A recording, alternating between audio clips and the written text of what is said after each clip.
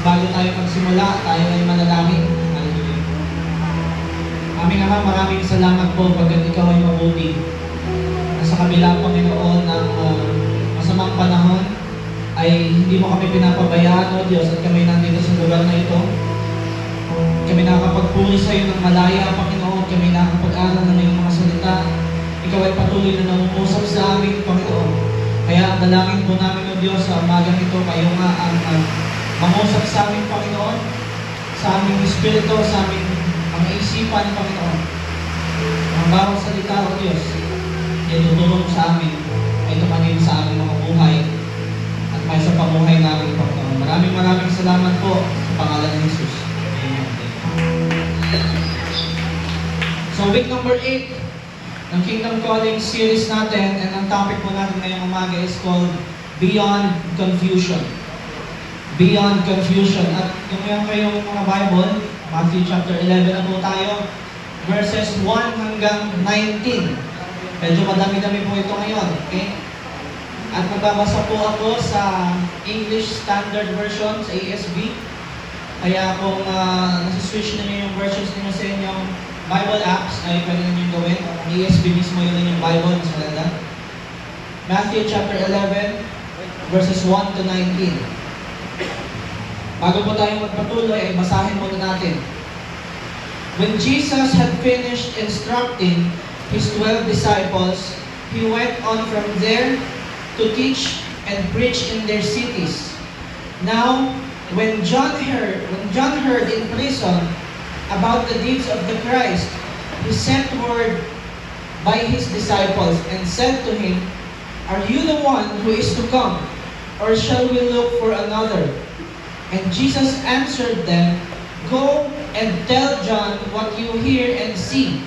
The blind receive their sight, the lame walk, lepers are cleansed, and the deaf hear, and the dead are raised up, and the poor have good news preached to them, and blessed is the one who is not offended by me."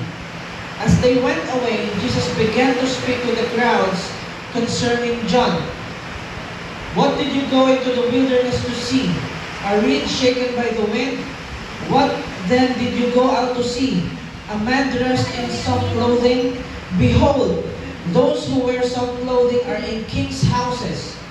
What then did you go out to see? A prophet?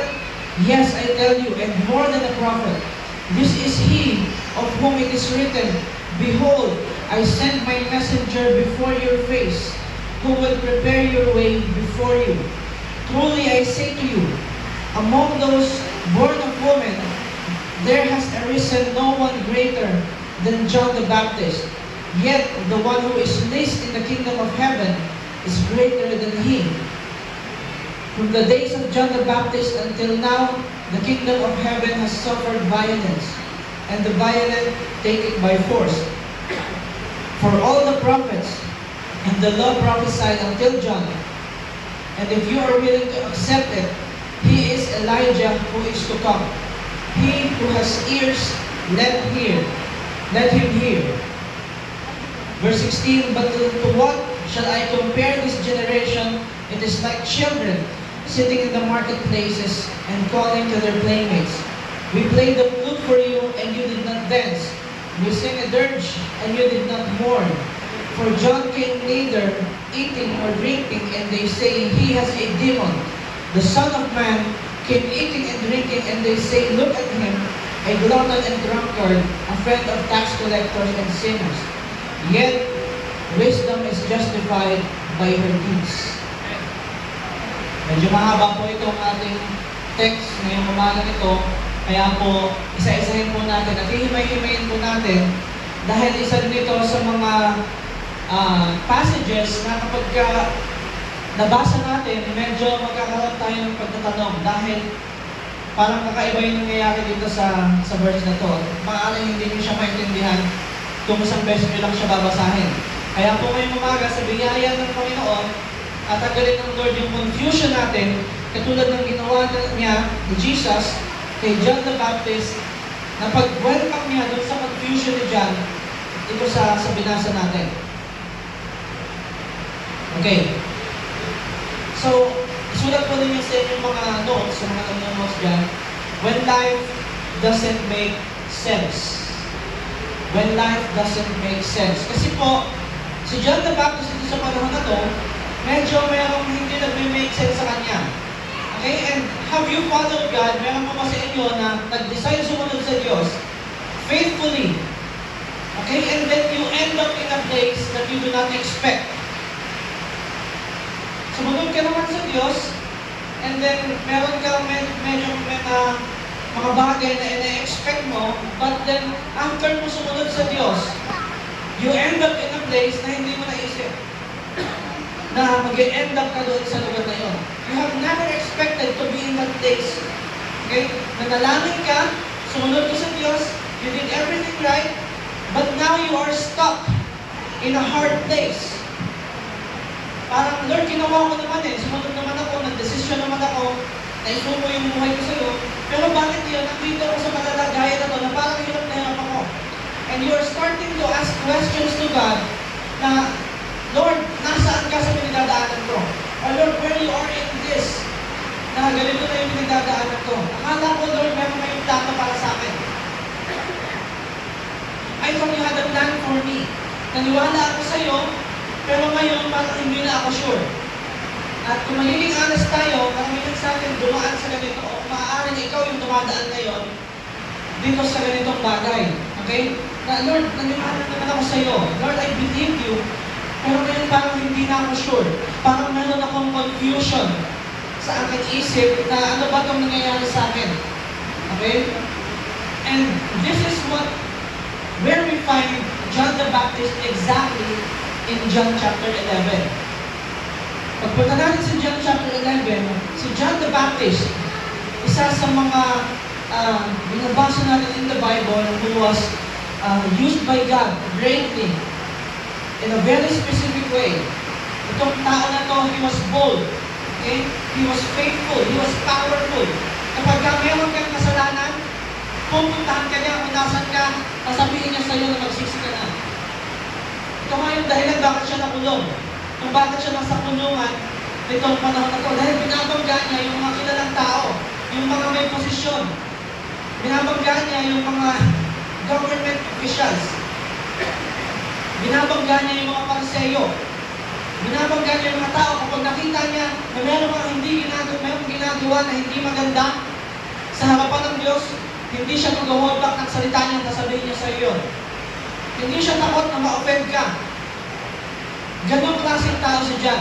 Hindi siya natatakot, hindi siya nag-hold back ako, baka masaktan sa ganito pag sinabi ko. Hindi. Okay? Pag alam niya na merong kailangan sabihin sa iyo, sasabihin niya yun. This is the kind of man John the Baptist is. Okay? But in Matthew chapter 11, makikita natin, nakatulad natin, John was confused sa kalalagayan niya sa lugar na ito. Okay? At kung tatanong tayo sa verse 3, mabasahin natin dyan, and said to him, ang tanong ni John kay Jesus, nasa kulungan siya dito at nagkapunta siya ng disciple niya kay Jesus at meron siyang isang tanong. Ang tanong niya, are you the one who is to come? Or shall we look for another? Ikaw ba yung hinihintay namin ng Messiah o maghihintay pa ba kami ng iba? And what do you do when your expectations of God doesn't match your reality? Kasi ito ngayon, yung kala ni John, yung pinagdadaanan niya, na ang hinihintay nila ng Messiah ay yung magliligtas sa kanila ng bondage. At sa paningin ng mga Israelita at this time, yung hinihintay nila na tagapagligtas ay palalayain sila sa Roman captivity. Bilang under ngayon ng Roman captivity ang bayan ng Israel. At yung tanong ni John, ikaw ba yung hinihintay namin na tagapagligtas? At yung tinignan natin, medyo valid din yung pagtanong ni John. Di ba? Kasi nasa kulungan siya. Kung ikaw biglang napunta sa kulungan, kaya ikaw nasa kulungan at alam mo na, yung tao na yun, yung hinihintay ninyo, tagapagligtas, medyo magkakaroon ka rin ng pagkatanong. At ngayong umaga nito, we are going to go beyond confusion. Sabihin mo ka sa katabi mo, beyond confusion. We We will learn from the pain and questions of John para makita natin kung paano nag-respond si Jesus at kung paano siya mag-respond doon sa mga tanong natin at doon sa mga doubts na meron tayo. Sabihin mo nga sa kapatid mo, doubt. Makikita natin ngayon kung paano mag-respond si Jesus sa mga tanong natin sa Kanya. Kung paano niya i-affirm yung identity ni John the Baptist at natin at kung paano mag-advance yung kaharian ng Diyos kahit na hindi natin nauunawaan yung methods ng Diyos.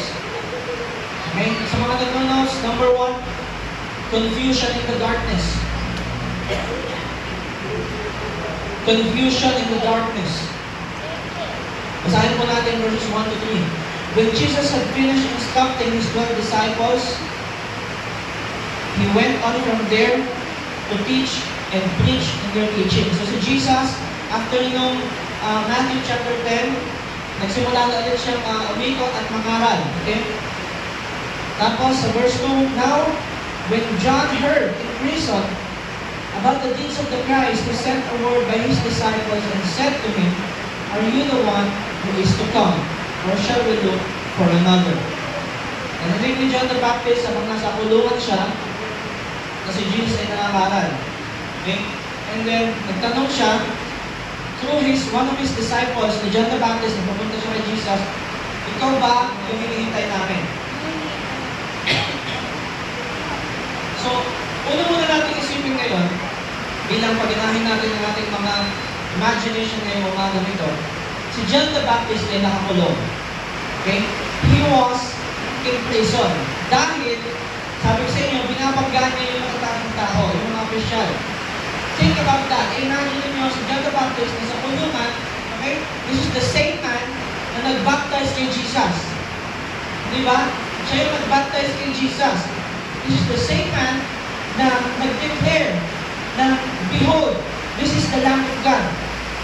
Sa salita niya mismo ng galing, nung pinaptize ni Jesus na, behold, this is the Lamb of God. This is the same man na ngayon ay nakakulong. Okay? This is also the same man who boldly preached about repentance. Yung mga mensahe na dala-dala niya is about repentance and about the kingdom of God. Repent, for the kingdom of heaven is at hand. Okay?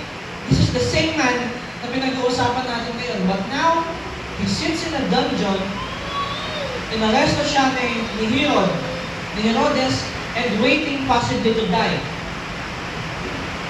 Yung klase ng pagkakulong ni John ay hindi katulad na ng pagkakulong na naghihintay ka na kailan kaya ako lalaya. Hindi. Okay?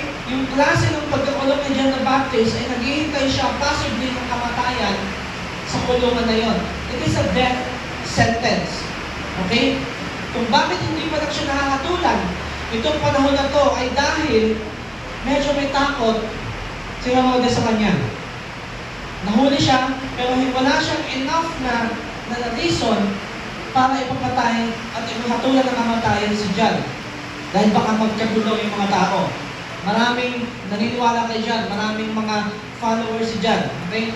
Maraming mga nabaptize si John the Baptist. Kaya merong mga, itong panahon na to, hindi pa ganun ka enough yung reason para ipapatay si John. And Jesus hasn't come to rescue him. Di ba? Naniniwala siya na si Jesus, yung Messiah, which is sila magpinsan silang dalawa, alam niya sa sarili niya na si Jesus yung Messiah, pero hindi siya inilalabas ni Jesus sa kulungan. Walang angelic jailbreak katulad ng nangyari kay Peter. Okay, sa mga hindi pa nakabasa sa Acts, si Peter ay pinulungan ng isang anghel na lumabas sa kulungan. Hindi katulad ni Paul at ni Silas na nasa kulungan sila at dumindon sila nakalabas. Walang rescue na dumating kay John. Walang anghel na nag-rescue sa kanya. Walang thunder from heaven. Walang earthquake. It is just silence. Yung klase ng pagkakulong ni John, ng pagkabilanggo niya, it is just silence. It is just him. It is just him and God. Kaya medyo nagkaroon siya ng pagtatanong. Nagkaroon siya ng question sa isip niya. Are you really the one? Ikaw ba yung hinihintay namin na Messiah?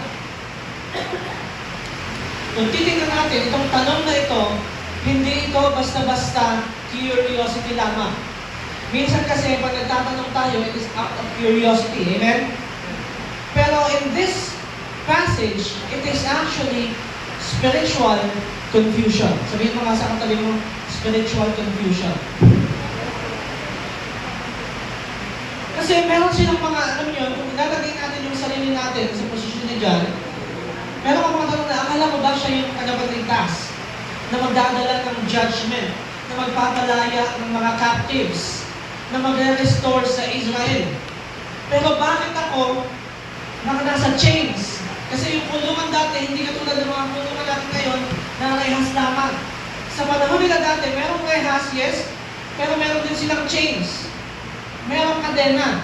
Kaya nga, ang tip natin ng kami, di ba, ang chain? Sabihin, pinalaya. Sa panahon nila, meron yung chains at maaari meron pa nung nakikita ninyo, merong bola. Merong bola ng steel na nakakabit doon. And si John the Baptist, he was in chains. Bakit ako nakatali dito? Bakit ako nakakulong?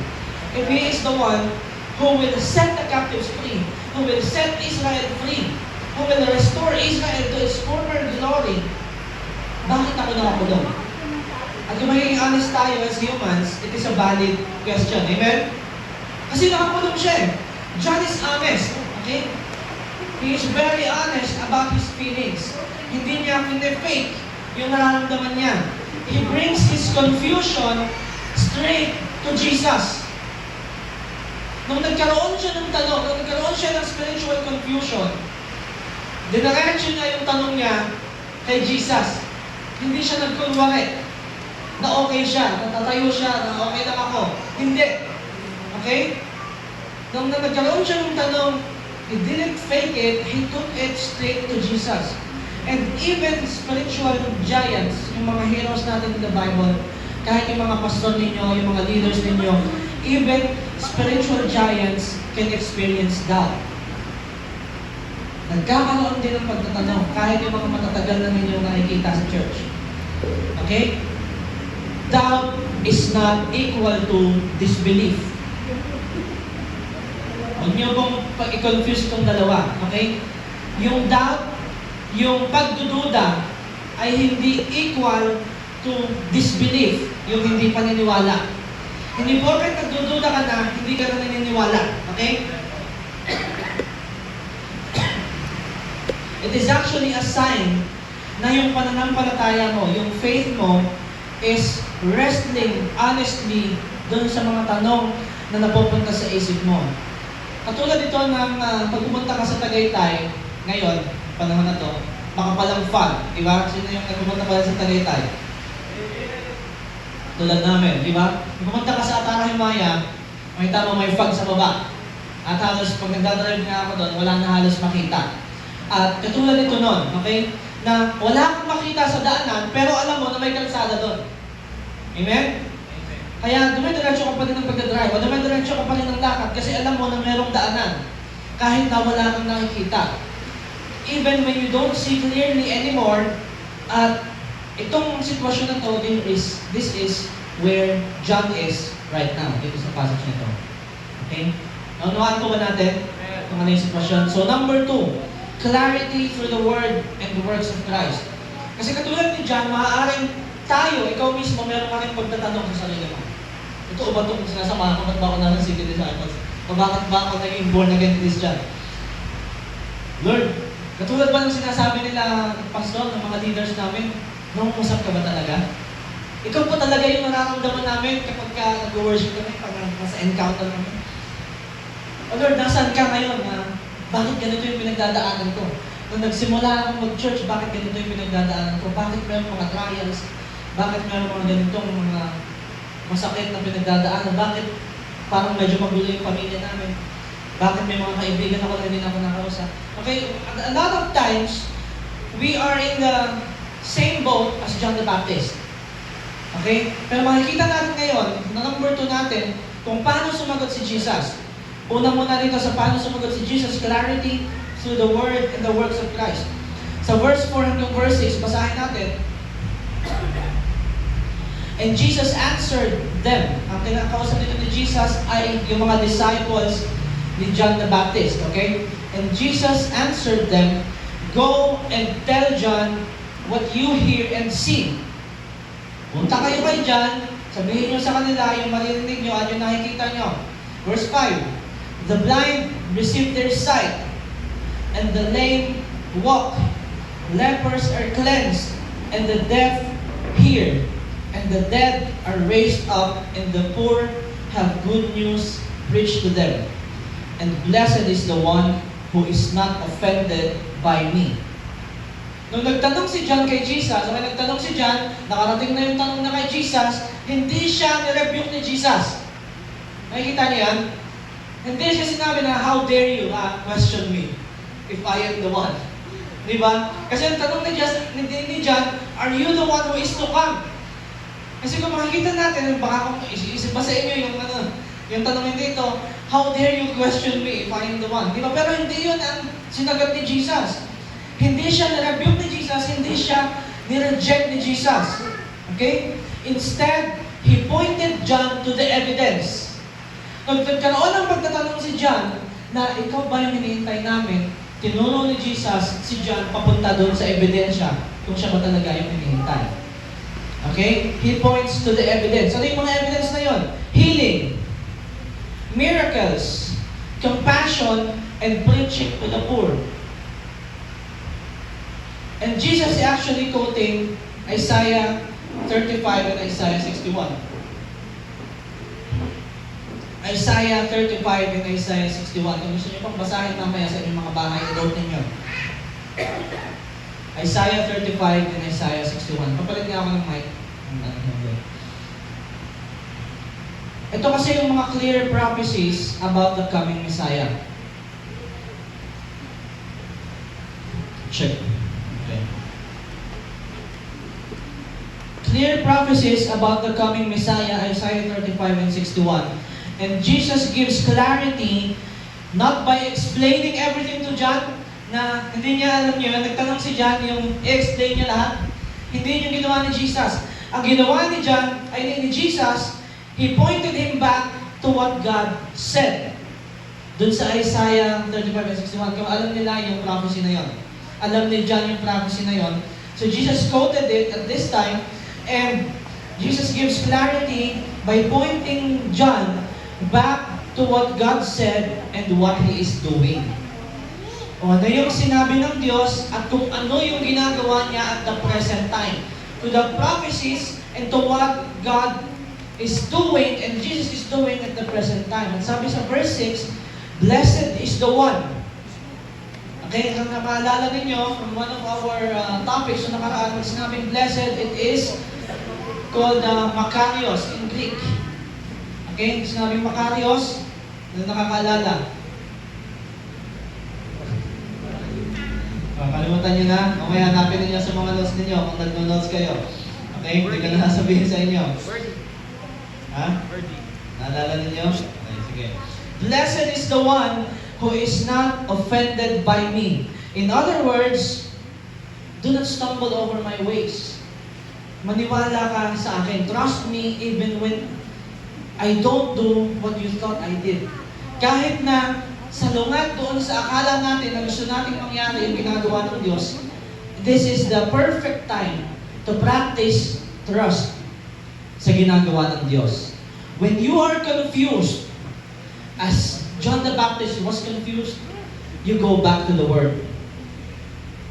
Sabihin mo sa katabi mo, go back to the Word. Balik tayo sa salita ng Diyos. When God doesn't make sense, hold on to what you do know about Him. Kasi kung hindi mo alam, minsan kasi parang pag may pinapagawa sa atin ng Diyos, it doesn't make sense. So itigil mo to. Bitawan mo yung ganyan. Umalis ka dyan sa trabaho mo na yan. Umalis ka dyan sa school mo na yan. Bitawan mo ito. Minsan it doesn't make sense sa plano natin. Amen? Tama ba? And when God doesn't make sense, balik tayo doon sa kung ano yung alam natin kung sino siya.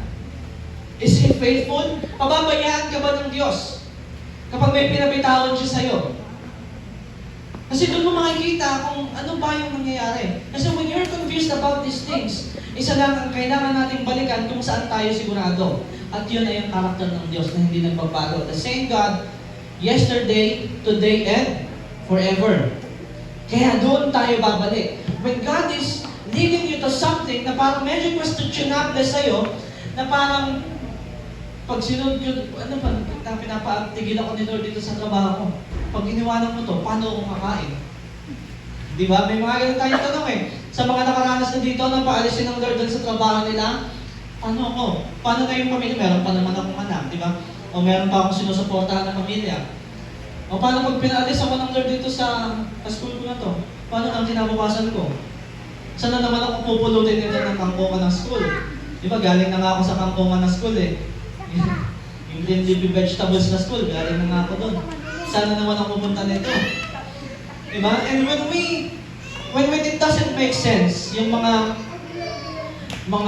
statutes, yung pinapagawa ng Lord sa atin, balik tayo sa character niya. Okay? Confusion fades when we focus on Christ.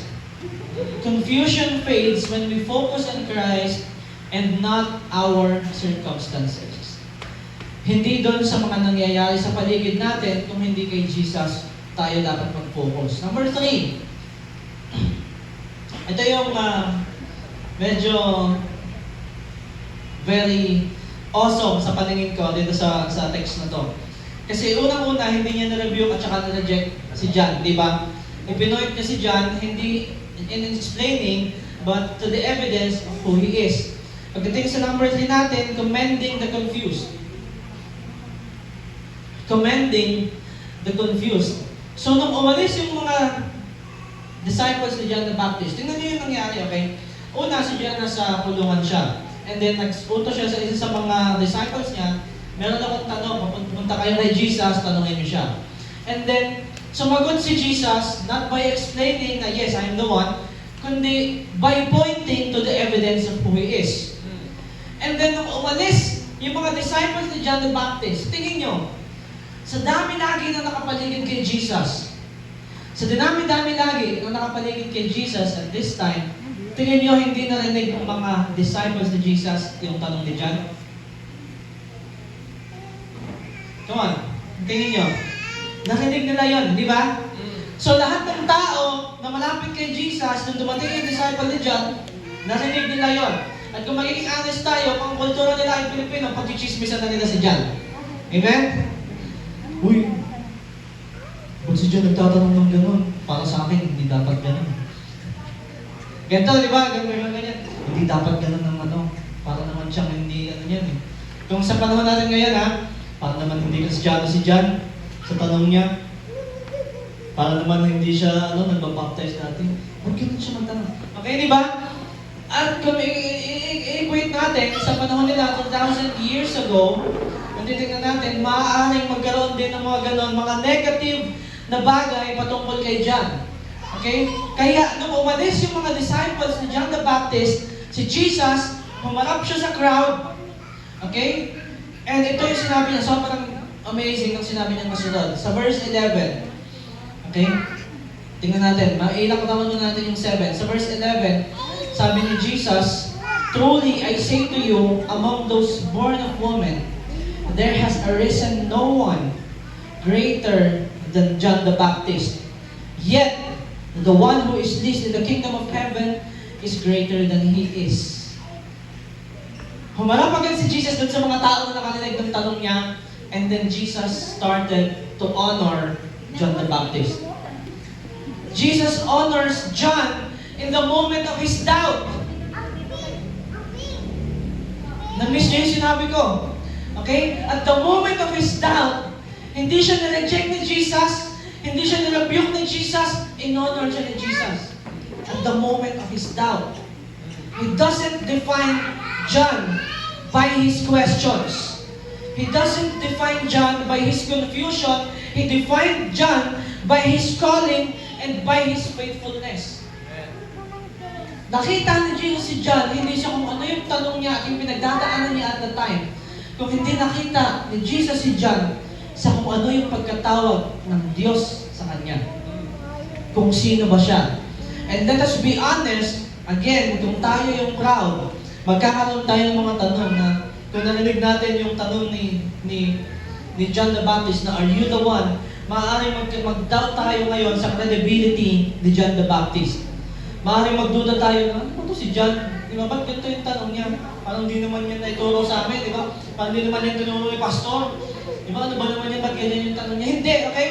Balik tayo sa verse 7 hanggang verse 10. As they went away, Jesus began to speak to the crowd. Humarap si Jesus sa crowd concerning John. At ito yung tanong niya sa crowd. Okay? Alam na agad ni Jesus yung iniisip ng mga tao eh. Kaya ganito yung response niya. What did you go out to the wilderness to see? Si John yung tinutukoy niya dito ah. A reed shaken by the wind. I-highlight niyo yon. A reed shaken by the wind. Verse 8. What then did you go out to see? Yan ang naman sila ni Jesus. Ano ba yung pinupunta niyo sa wilderness? Para makita. A man dressed in soft clothing. Highlight niyo yun. A man dressed in soft clothing. Behold, those who wear soft clothing are in king's houses. What did you go out to see? For the third time, Jesus asked, a prophet? Yes, and I tell you more than a prophet. Highlight niyo yun. Yes, I tell you, and more than a prophet. This is he of whom it is written, behold, I send my messenger before you, before your face, who will prepare your way before you. Maraming mga tao na nag-doubt sa credibility ni John nung nagtanong siya ng are you the one. Pero si Jesus, binalik sila and he affirmed it that unang-una yung pinahighlight ko sa inyo, a reed shaken by the wind. Si John ay hindi isang reed swaying by the wind. Hindi siya nadadala ng hangin. Okay? Hindi siya palipat-lipat, hindi siya nililipad. Okay? He stands firm to what he believes in. Pangalawa, he was not dressed in soft clothes. Katulad ng mga nakatira sa mga palasyo. He lived a life of sacrifice and truth. Okay? Nabuhay siya na merong sacrifice at merong katotohanan. Kung maalala ninyo, ang suot ni John ay kakaiba kaysa sa mga suot ng mga tao ng panahon na yon. Balikan ninyo mamaya, okay? Balikan ninyo yung nakasulat about John. Pangalawa, ang kinakain ni John hindi katulad ng kinakain ng mga tao ng panahon na yon. Okay? Ang kinakain niya ay ano? Sino nakakaalala?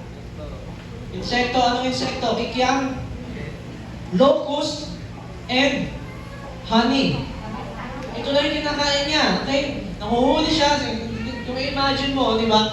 Kung imagine mo kung paano kumakain, parang tanghalian na. Kung pupunta siya sa doon sa madaming kaos, mamuhuli siya, yung kakainin niya. Hindi ka lang, sinusubog niya naman diretso yun.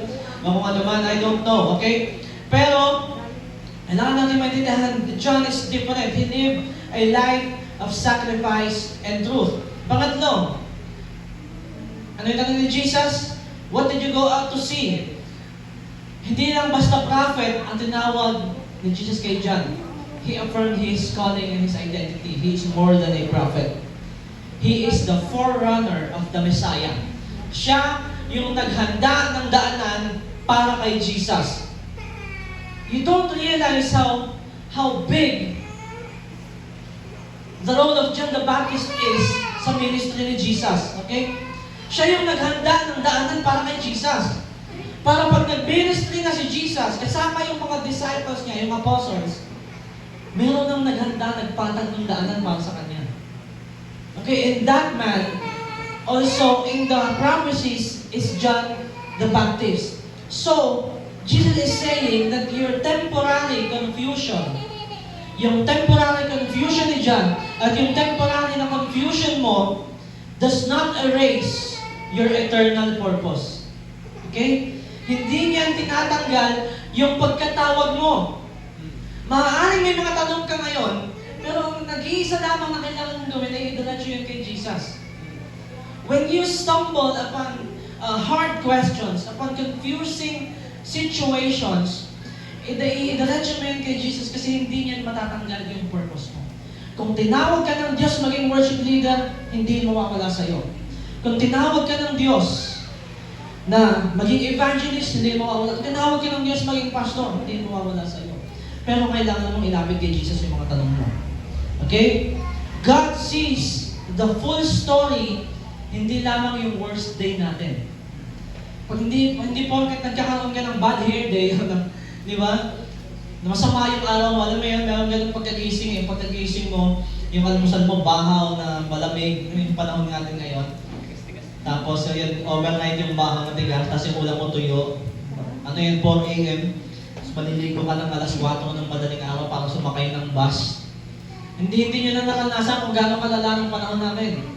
Kasi aircon na yung bus ngayon. Pero yung gigising ka ng 4 a.m. para kumain ng bahaw at tuyo, tapos sasakay ka ng ordinary bus, ng ganito ka-fag. Ang bagal pa nun. Tapos lahat ng dumi na sa mukha mo pagdating mo ng dasma. Pag pinanasan mo yung mukha mo na gano'n, parang kang nag-foundation sa mukha. Okay? Hindi lamang yung bad day, kasi may pagkagalan yung naranasan mo, parang maghapon ka ng bad trip, tapos maghapon ka na na-irritable, maghapon ka na parang ayaw mo ng tao. And God doesn't define you as what you are experiencing at the moment. Kung at this moment, meron kang anxiety, kung meron gumugulo sa'yo kapag gabi, God doesn't define you in that. Okay? Ang sinasabi ng Diyos, ang sinasabi ni Jesus is that He sees the full story. He sees your full calling. So wala pagkabata mo, nasa sinapupunan ka pa ng iyong ina hanggang sa ma-accomplish mo in the ministry, He sees it all. Kaya hindi niya re-rebukein, hindi niya i-reject yung mga tanong na meron ka. Okay, so if you have questions, you have to understand that it is not equal to unbelief. Itanong mo sa Diyos. Okay? Idiretso mo kay Jesus yung mga tanong mo. Faithfulness is not the absence of questions. Binigyan ka ng Diyos ng isipan for a reason. Okay? Binigyan ka ng Diyos ng working na logic for a reason. Faithfulness is not the absence of questions. It's staying obedient in the middle of them that counts. Okay? Na kapag ka dumadaan ka na sa mga problema na unlogical, parang it doesn't make sense at all kung ano yung nangyayari sa iyong buhay, will you still stay obedient to Him? Kasi kapag ka merong pinagagawa sa iyo ang Diyos, and that He wants you to be obedient kahit sa lungat sa alam mong pagdudusahan o parang meron mangyayari sa buhay mo nakakaiba. Sa paningin mo, you have to realize that He sees the outcome of that the moment na ibinigay niya sa iyo yung pangungusap na yan. Kaya sobrang laking grief sa banal na Espiritu when you become disobedient. Kasi alam mo yon, meron ka na bang pinayuhan na yung alam mo naman na, bawa, ito na lang, medyo mababaw na explanation. Meron kayong mga kaibigan na yung nasa toxic relationship? O ikaw mismo?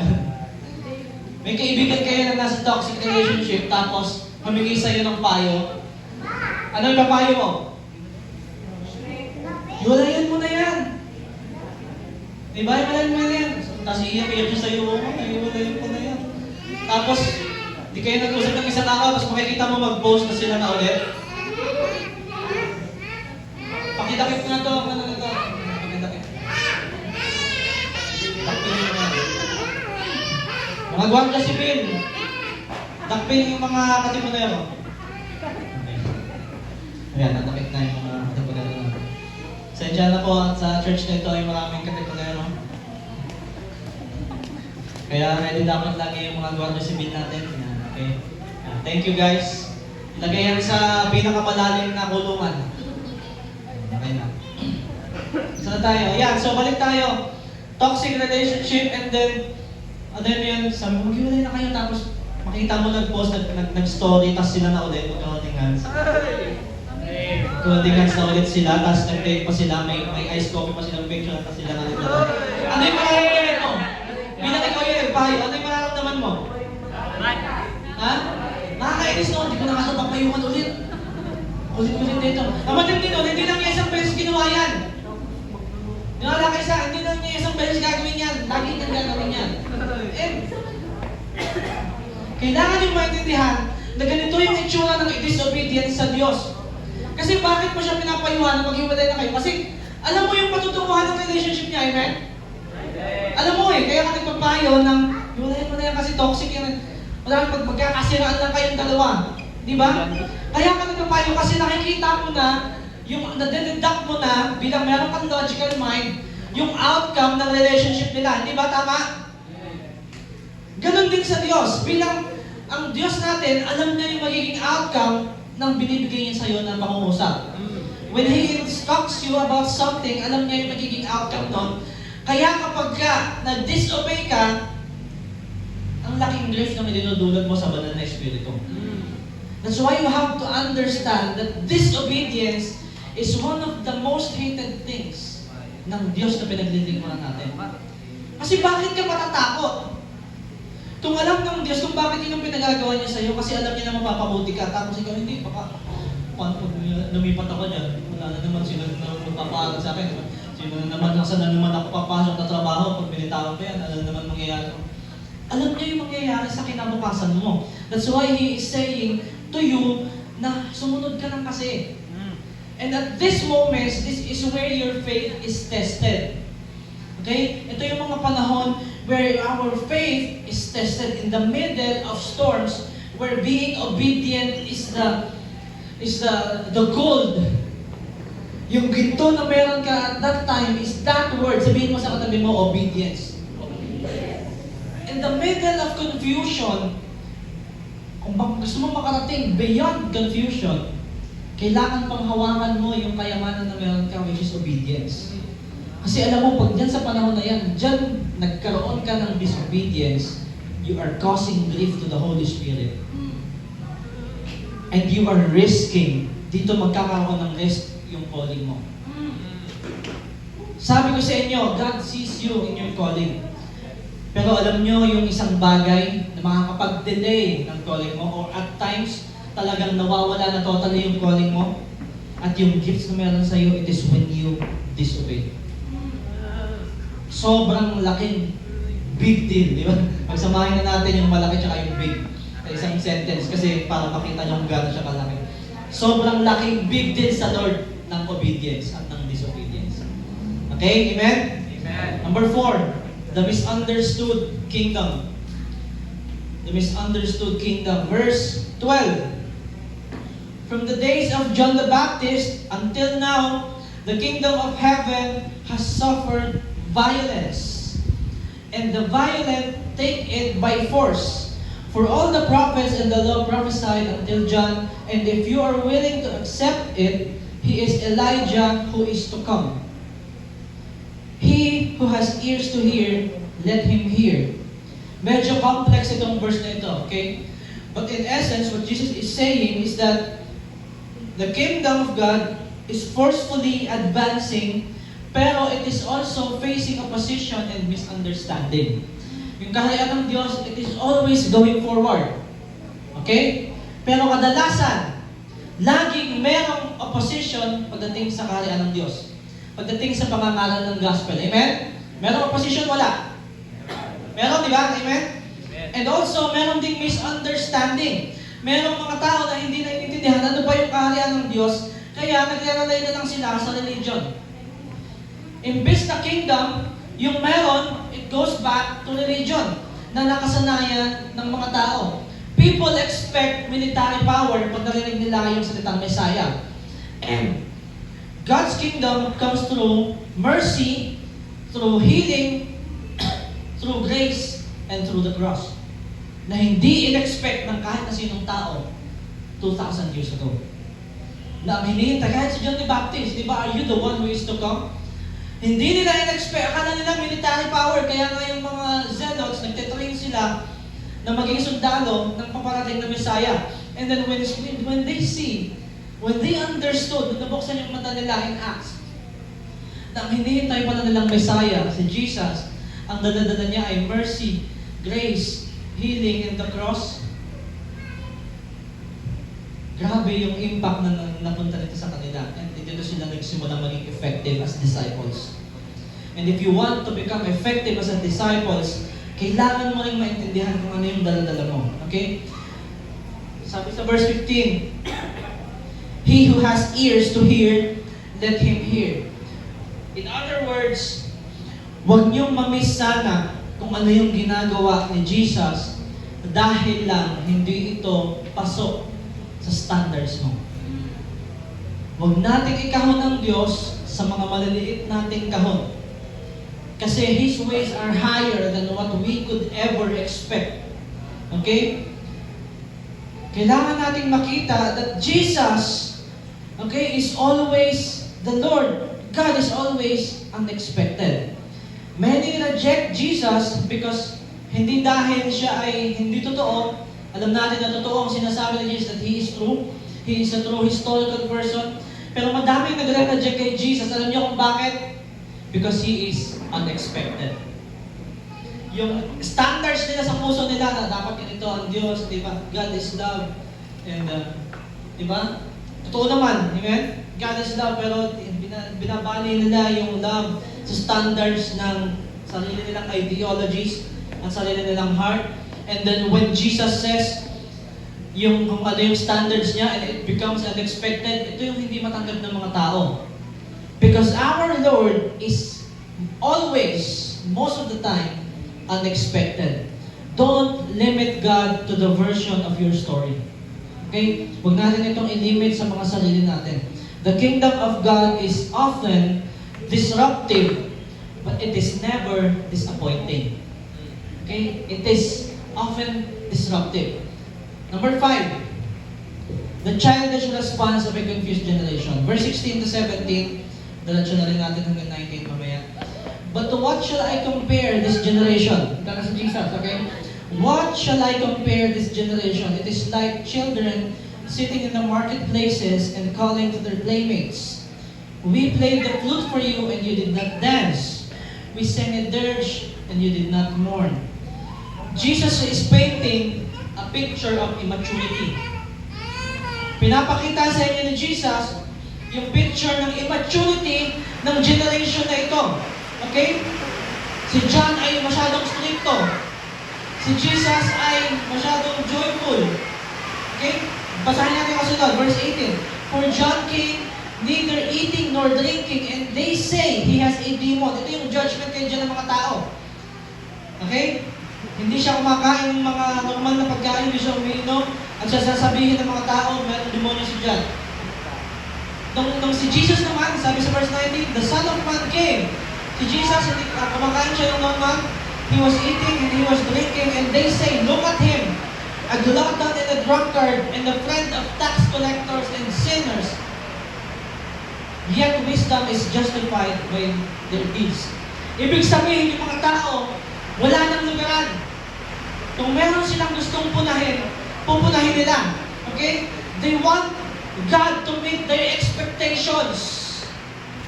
Ang gusto kasi nilang mangyari, i-meet ng Diyos yung expectations nila. Hindi sila nasa-satisfy kahit kailan. Okay? John is a demon. And Jesus is a glutton or a drunkard. Kaibigan siya ng mga tax collector, ng mga makasalanan. They criticize both holiness and grace. In their questioning, they criticize both holiness and grace, and Jesus ended with this. Ang sabi ni Jesus, yet wisdom is justified by her deeds. In other words, para maunawaan natin, time will prove the truth. Time will prove the truth. Yung bunga ng kaharian ng Diyos, yung mga buhay na nabago, transform, yung mga kasalanan na pinatawad, yung mga puso na naghilom, will reveal who Jesus truly is. Kung siya ba yung hinihintay ng Messiah, kung siya ba talaga yung tulad ng sinasabi nila, the glutton, drunkard, friend of sinners, yes. Okay? He is a friend of sinners. He is a friend of tax collectors. But the fruit of the kingdom, life change, transformation, forgiveness, and healing will reveal who Jesus is.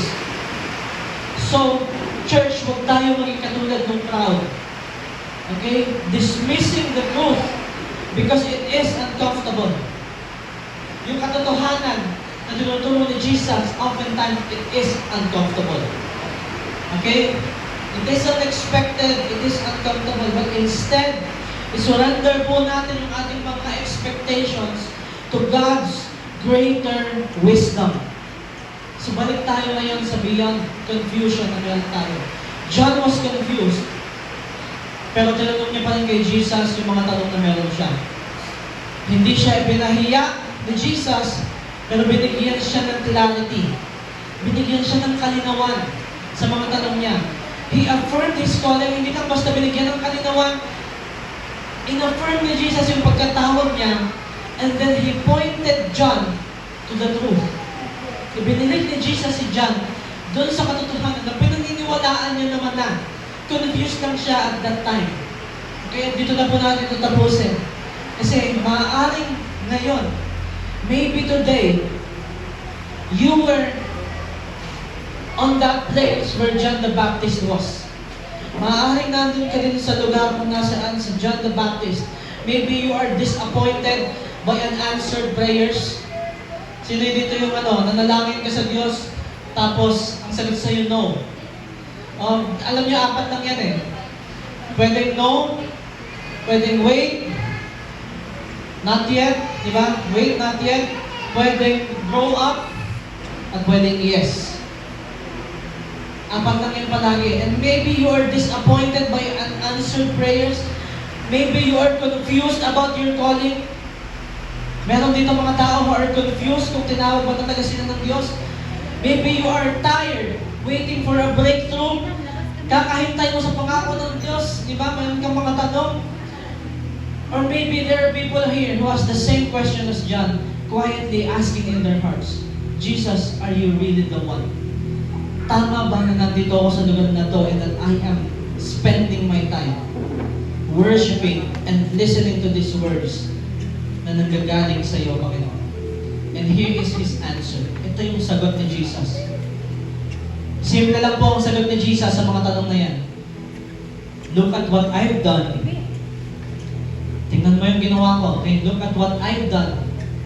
Go back to my word and trust me beyond understanding.